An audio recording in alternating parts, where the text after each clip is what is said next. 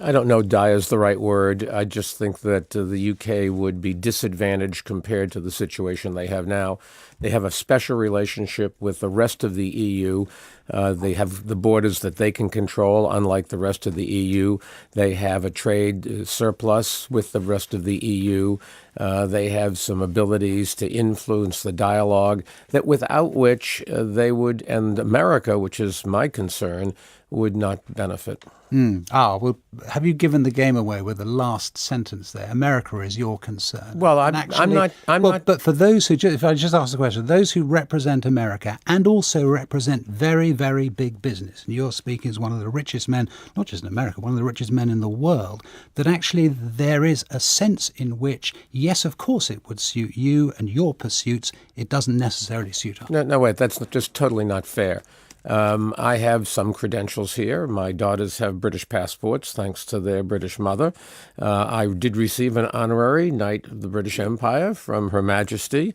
I also have received the Freedom of the City of London Award, which means I can drive cattle and sheep over London Bridge. Thank you very much. You're intending to do it later today, no doubt. Both Boris and David Cameron have assured me I will, no matter what happens with Brexit, I'll still have that. Seriously, it's not for me to tell British people how to vote. It is for me to explain what, as an employer of 4,000 people in the UK, somebody who has a residence here, somebody who is building two of the most expensive buildings I think ever built here in the UK, in London, to make this our European headquarters, what it means for our employees and what it means for our company and what it means for America. And then that has to go into the thinking of the British people who have to do what they think is right for themselves and the other countries that they have relationships with. And as an American, are you not impressed at least a little bit by the argument from the Leave campaigners that this is about freedom? You talked about our border and our control of our border. They would say we don't control our border because foreigners from the European Union have a perfect right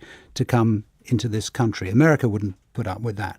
They say similarly that we don't control our laws because significant laws are made in Brussels. America wouldn't put up with that, and it wouldn't. Well, would it? that's not true. We all live in an international world. We all have agreements. American with laws other are made in the countries. United States. American laws are made in the United States. None of them outside, are they? Let me finish. EU laws are made in the EU. British laws are made in the United Kingdom. But we have all to do of what those. we're told from Do you want to Brussels. talk, or do you want me to talk? No, I'm just pressing you on that point. You're not giving me a chance to respond, rather than pressing me.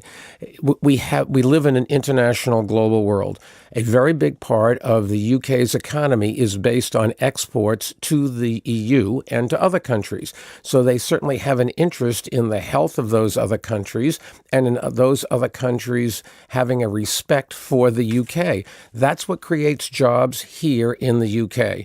It is the trade balances are dramatically weighted in favor of the UK in dealing with the EU.